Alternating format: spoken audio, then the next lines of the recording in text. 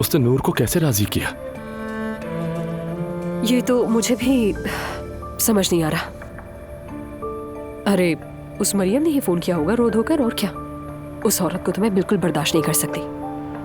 इसकी हकीकत आप और हमारे अलावा किसी को नहीं पता। इसे फेंक दे, खत्म करें, क्या जरूरत है इतना मसला बनाने की? हाँ अम्मी, मैं तो ठीक कह रहा है। हम तीनों के अलावा किसी को नहीं पता कि इसमें क्या है। जब मैं खिड़की से गिराई गई तो उसके बाद आपको मेरे आंसुओं पर तरस आया, ये तो समझ आ गया।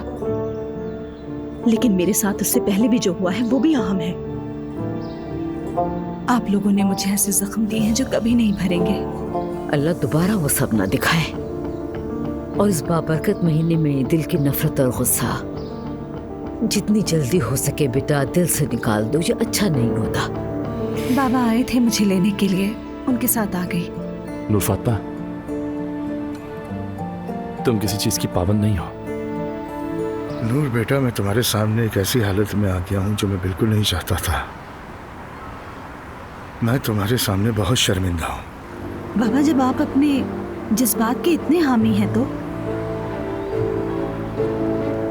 अपनी सगी बेटी के लिए ये चीज मुनासिब क्यों नहीं समझी? मैं तुमसे एक बाप के तौर पर बहुत अदब से गुजारिश करता हूँ, इस मौजू पर आइंदा हम कभी बात नहीं करेंगे। नूर, मुझसे नफरत मत करना।